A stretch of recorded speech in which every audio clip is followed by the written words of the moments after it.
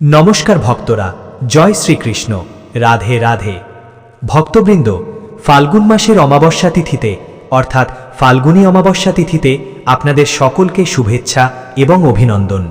বন্ধুরা, আজকের ভিডিওটি অত্যন্ত গুরুত্বপূর্ণ, সংবেদনশীল এবং তথ্যবহুল হতে চলেছে।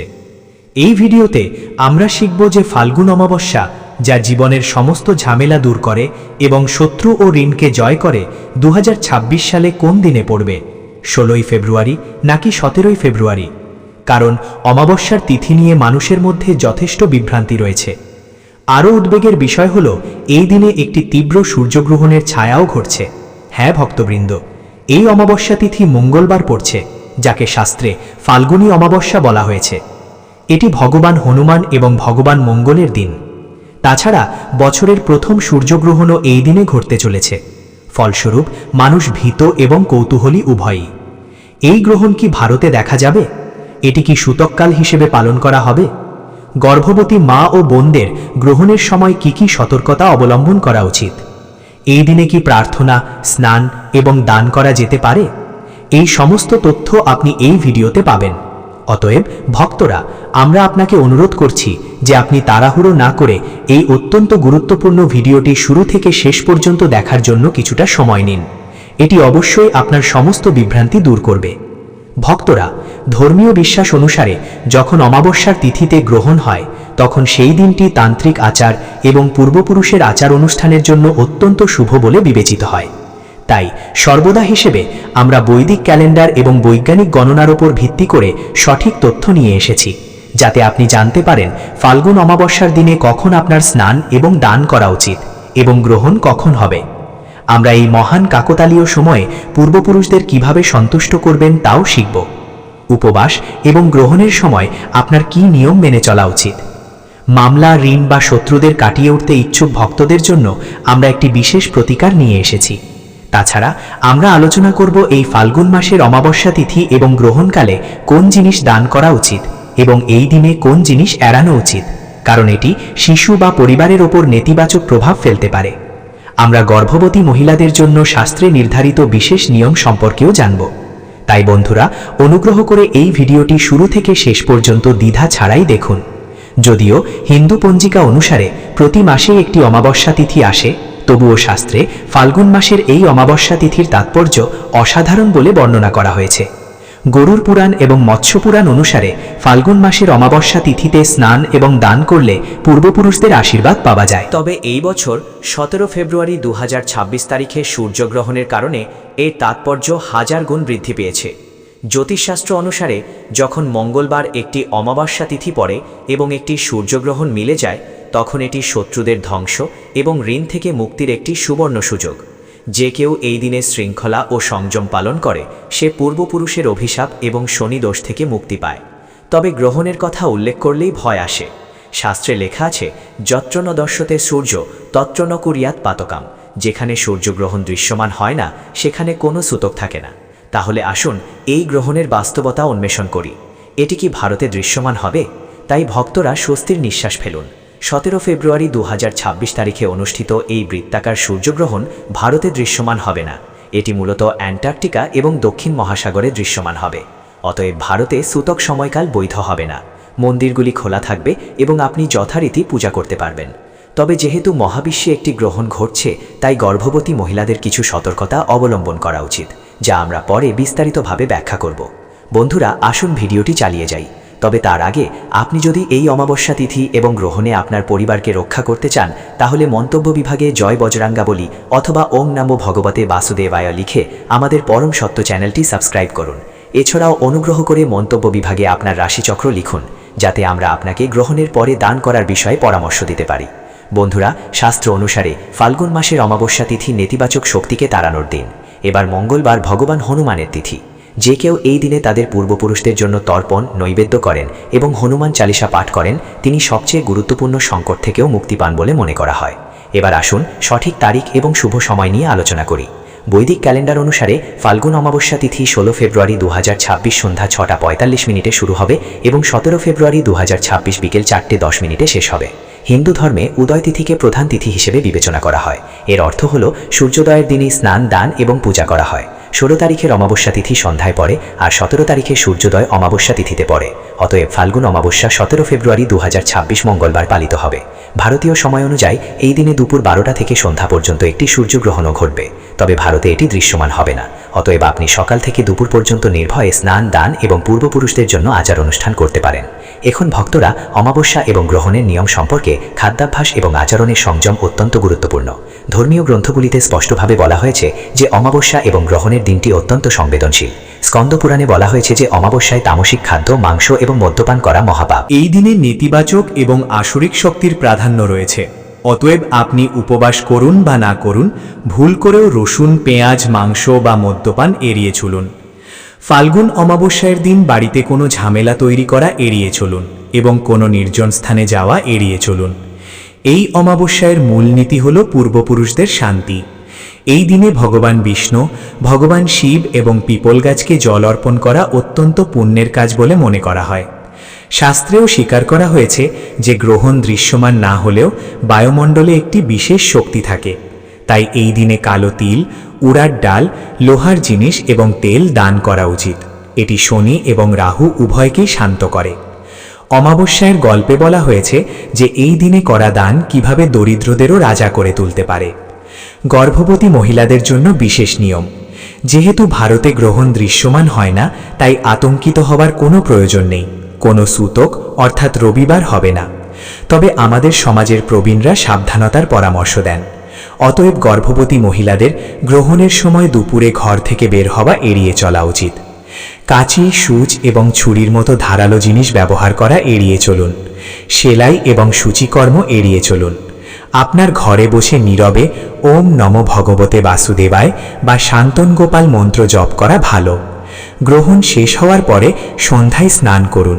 এটি অনাগত সন্তানের ওপর কোনো প্রতিকূল প্রভাব রোধ করবে এবং এটি উজ্জ্বল করবে।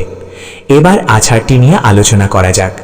17 ফেব্রুয়ারি মঙ্গলবার আপনার ভগবান বিষ্ণু, হনুমান এবং আপনার পূর্বপুরুষদের পূজা করা উচিত। প্রথমে সূর্যোদয়ের আগে ঘুম থেকে ওঠার চেষ্টা করুন। ঘুম থেকে ওঠার পর কোনো পবিত্র নদীতে স্নান করুন অথবা বাড়িতে গঙ্গা জল এবং কয়েকটি কালো তিল জলে মিশিয়ে স্নান করুন। তারপর ঈশ্বরের মন্দির পরিষ্কার করুন। সূর্য দেবতাকে জল অর্পণ করুন। প্রতিজ্ঞা করুন, প্রভু, আজ অমাবস্যা এবং গ্রহণ উপলক্ষে আমি আমার পরিবারের সুখ ও শান্তি এবং আমার পূর্বপুরুষদের মুক্তির জন্য এই পূজা করছি। এবার হনুমানজির সামনে জুঁই তেল দিয়ে একটি প্রদীপ জ্বালান। হনুমানজিকে সিঁদুর অর্পণ করুন। পুরুষ ভক্তদের লাল ফুল অর্পণ করা উচিত। তারপর দক্ষিণ দিকে মুখ করে জলে কালো তিল এবং সাদা ফুল মিশিয়ে পূর্বপুরুষদের জন্য তর্পণ করা উচিত। একটি পিপল গাছের নিচে জল অর্পণ করুন এবং 7টি প্রদক্ষিণ করুন। পূজার সময় হনুমানজিকে গুড় এবং ছোলা এবং তুলসী ছাড়াই পূর্বপুরুষদের ক্ষীর অর্পণ করুন। এরপরে সেখানে বসে হনুমান চালিসা বা সুন্দরকাণ্ড পাঠ করুন। এবার আসা যাক সবচেয়ে গুরুত্বপূর্ণ বিষয়, এই দিনে কোন কোন কাজ এড়িয়ে চলা উচিত। প্রথমত, এই দিনের মূল কথা হলো পবিত্রতা। অতএব এই দিনে যে কোনো ধরনের রাগ এবং নারীর সাথে যে কোনো সম্পর্ক সম্পূর্ণরূপে নিষিদ্ধ বলে মনে করা হয়। অমাবস্যার তিথিতে চুল এবং নখ কাটা উচিত নয়। পুরুষদের কামানো উচিত নয়। মাথা ছাড়া শরীরের অন্য কোনো অংশে তেল মালিশ করাও এড়িয়ে চলা উচিত। শাস্ত্রে আরও বলা আছে যে এই দিনে অন্যের বাড়িতে খাবার খেলে তোমার পুণ্য নষ্ট হয়। এই দিনে ঘর সম্পূর্ণ পরিষ্কার রাখুন। মাকড়সার জাল এবং অন্যান্য নোংরামি দূর করুন, কারণ রাহু নোংরামিতে বাস করে। এই দিনে বৃদ্ধ এবং ব্রাহ্মণদের সম্মান করুন। অমাবস্যার তিথিতে কোনো দরিদ্র ব্যক্তি, ভিক্ষুক বা পশুকে অপমান করবেন না বা তাড়িয়ে দেবেন না। এই অমাবস্যার তিথি মঙ্গলবার পড়ে, যা ভৌমবতী নামে পরিচিত। যদি আপনি মনে অহংকার নিয়ে দান করেন, তাহলে আপনি এর সুফল পাবেন না। সন্ধ্যায় যখন গ্রহণের প্রভাব শেষ হয়ে যাবে, শাস্ত্র অনুসারে সময় অতিবাহিত হওয়ার পরে আবার স্নান করুন অথবা হাত মুখ ধুয়ে পরিষ্কার পোশাক পরুন। ভগবানকে অন্ন উৎসর্গ করুন। তারপর কোনো ব্রাহ্মণ বা অভাবীকে অন্ন দান করুন এবং আপনার সামর্থ্য অনুসারে শস্য, বস্ত্র, গুড় অথবা লাল মসুর ডাল দান করুন। এরপর নিজে সাত্ত্বিক খাবার খান। মনে রাখবেন, অমাবস্যায় করা দান কখনো নষ্ট হয় না। পূর্বপুরুষদের আশীর্বাদ হিসাবে তা 100 গুণ ফেরত দেওয়া হয়। ফাল্গুন মাসের অমাবস্যা, ভৌমাবতী অমাবস্যা, অত্যন্ত পবিত্র এবং শত্রুদের ধ্বংস করতে সক্ষম বলে বিবেচিত হয়। শাস্ত্রে বলা হয়েছে যে এই দিনে ভগবান হনুমানের পূজা এবং পূর্বপুরুষদের কাছে প্রার্থনা করলে কেবল এই পৃথিবীতে সুখ, শান্তি এবং সমৃদ্ধি আসে না, বরং প্রতিটি প্রচেষ্টায় সাফল্যও আসে। এই অমাবস্যা বিশেষ করে অগ্রগতির বাধাগুলিকে ধ্বংস করে, যাকে প্রায়শই পিতৃদোষ বা মঙ্গল দোষ বলা হয়। বলা হয় যে যারা ভক্তি এবং নিয়মিতভাবে এই অমাবস্যা পালন করেন তারা স্বয়ংক্রিয়ভাবে নেতিবাচক শক্তি, কুদৃষ্টি এবং শত্রুদের প্রভাব থেকে মুক্ত হন। প্রাচীনকালের একটি গল্প আছে। এক শহরে এক মহাজন থাকতেন। তিনি খুব ধনী ছিলেন, তবে তার কোনো সন্তান ছিল না এবং তিনি সর্বদা অসুস্থ থাকতেন। তার অনেক শত্রু ছিল যারা তার সম্পদ দখল করতে চেয়েছিল। তিনি অনেক প্রতিকারের চেষ্টা করেছিলেন, কিন্তু কোনো লাভ হয়নি। একদিন একজন প্রতিভাবান ঋষি তার দরজায় উপস্থিত হন। মহাজন তার দুর্দশার কথা ঋষির কাছে জানালেন।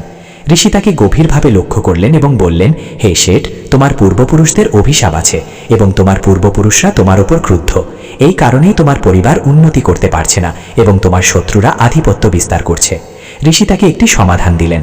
ঋষি বললেন, ফাল্গুন মাসের আসন্ন অমাবস্যা তিথিতে, যা মঙ্গলবার পরে, তোমার ভৌমাবতী অমাবস্যা পালন করা উচিত।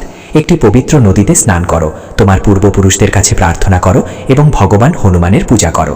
এছাড়াও একজন ব্রাহ্মণকে খাবার দাও।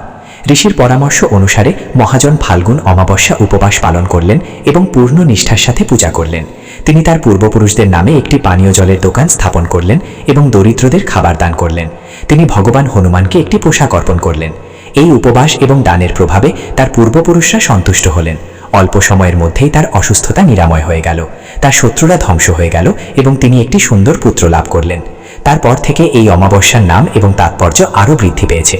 ভগবান বিষ্ণু এবং শিব বলেছেন যে ফাল্গুন অমাবস্যার উপবাস এবং দান এতটাই শক্তিশালী যে যদি কেউ এটি সম্পূর্ণ নিষ্ঠার সাথে পালন করে তবে ত্রিলোকের কেউ তাকে পরাজিত করতে পারবে না। এই উপবাসের তাৎপর্য আরও বৃদ্ধি পায়, কারণ এটি রুদ্রের অবতার ভগবান হনুমানের দিন। মামলা, আদালত মামলা বা কোনো নির্দিষ্ট কাজে বারবার ব্যর্থতার কারণে যে কেউ সমস্যায় পড়েন তাদের অবশ্যই এই আচার পালন করা উচিত। এই গল্পটি স্পষ্ট করে যে অমাবস্যার উপাসনা কেবল আচারের মাধ্যমে নয়, বরং ভক্তি এবং সংকল্পের মাধ্যমে ফল দেয়। পিতৃলোকে দেবতারা তাদের বংশধরদের ইচ্ছা পূরণ করেন এবং তাদের আশীর্বাদ করেন। ফাল্গুন অমাবস্যার এবং গ্রহণের দিনে শারীরিক এবং মানসিক উভয় পবিত্রতার দিকে বিশেষ মনোযোগ দেওয়া উচিত। এই দিনে ব্রহ্ম মুহূর্তে জেগে ঈশ্বরকে স্মরণ করা হয়। চিন্তা, কথা এবং কর্মে পবিত্রতা বজায় রাখা এই দিনের মূল চেতনা।